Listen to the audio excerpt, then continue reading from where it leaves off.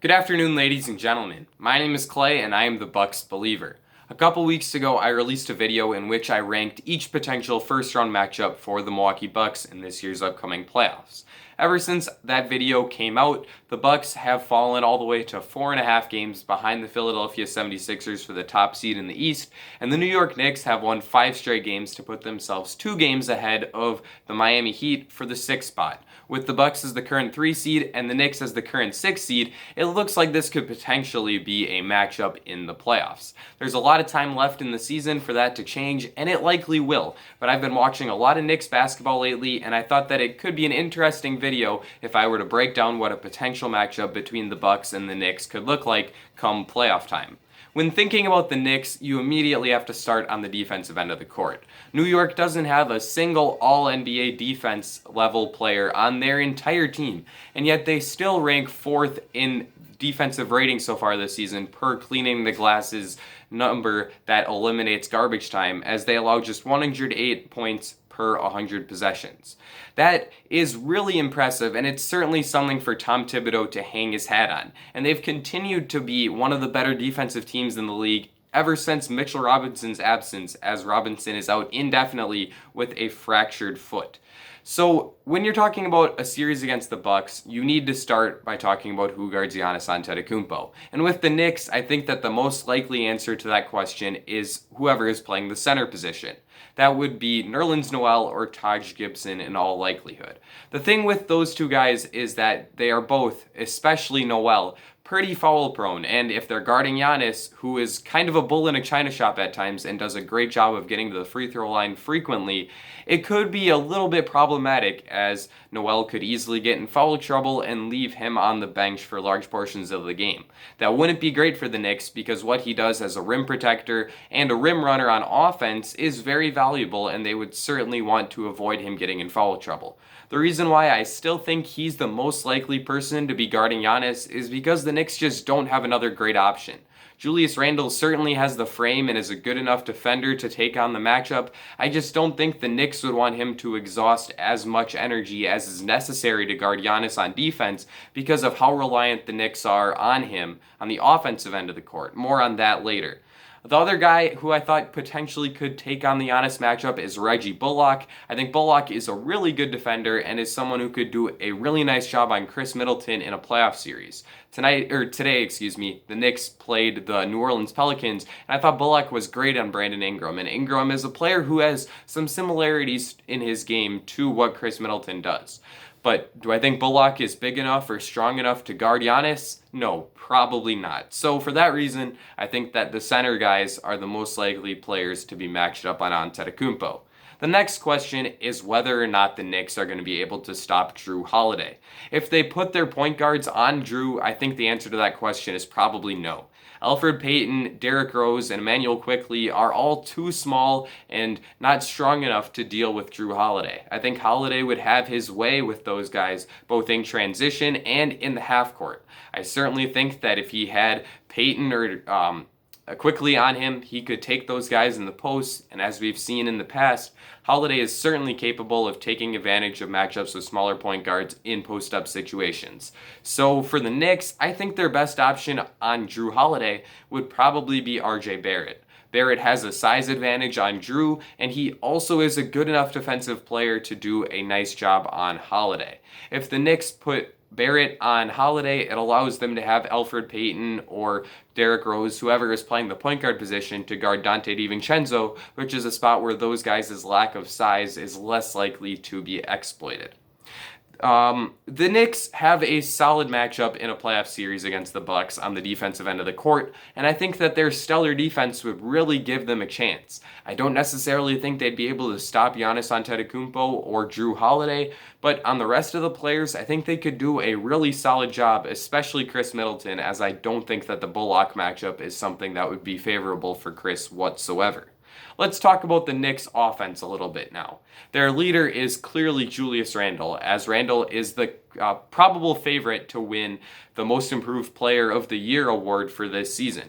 Julius is averaging 23.6 points, 10.6 rebounds, and 6 assists per game this year, and that playmaking is the area in which he has improved the most. He's someone that is capable of making a lot of tough passes, whether it be to three-pointers, a lob pass to a Nerlens Noel or a Taj Gibson rolling to the rim, or to someone in the dunker spot for an easy layup. Randall is capable of making some really difficult passes, and he does a really nice job of making the correct decision in those passing situations as well. As a scorer, Randall has really become a high-level outside shooter as he's shooting 41.8% from three this year, and that's coming on 5.1 attempts from beyond the three-point line. So it's not like it's a ridiculously small sample size or anything. Randall is going to be able to beat the Bucks at all three levels of the offense, as he can both get to the rim, knock down three-pointers, and he lives in the mid-range at times. Randall does a really nice job of getting to his spots in that mid-range area, and he's capable of making contested shots where he's off balance, and he's especially good at drawing fouls on mid-range jumpers, as he can play in that James Harden, Luka Doncic, Trae Young type of way, where he's able to get defenders off their feet, can lean in a little bit, draw contact, and get himself to the line. Randall shoots 5.9 free throws per game and is converting them at a 79.8% mark this year, and I think that that's an area in which he could really hurt the Bucks. A good question to ask yourself about a Bucks series against the Knicks is who guards Randall. The obvious candidate would be Giannis Antetokounmpo, the Bucks Defensive Player of the Year. However, a lot of the time, Budenholzer, the Bucks coach, likes to put Giannis on a player who isn't going to have the ball in his hands as much as Julius Randle does. And for that reason, I think that Budenholzer might be more likely to station Giannis on a player who doesn't handle the ball as much, like a Reggie Bullock or perhaps even an Elfrid Payton.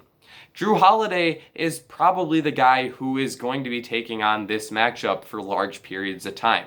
Holiday is a bit smaller than Randall, and that's not super good because Randall is capable of exploiting that height advantage by shooting over a smaller defender or making a pass to an open teammate over that smaller defender. However, I think Holiday has the strength and the discipline to not foul Randall while also not allowing him to get close to the basket, and for that reason I think that he could certainly do well in that matchup, even if it is a point guard defending a power forward. PJ Tucker is the third guy that I think would have a really strong matchup against Randall. Tucker is very strong, he's very disciplined, and he's very experienced, and I think that he could do the job guarding Julius Randle. Tucker is one of the better on-ball defenders in today's NBA, and we've seen him take on matchups against players like Kevin Durant and LeBron James for entire playoff series in the past. I think that Julius Randle is someone that he could do an excellent job in defending, and he gives them another alternative outside of Antetokounmpo and Holiday for guarding the Knicks All-Star.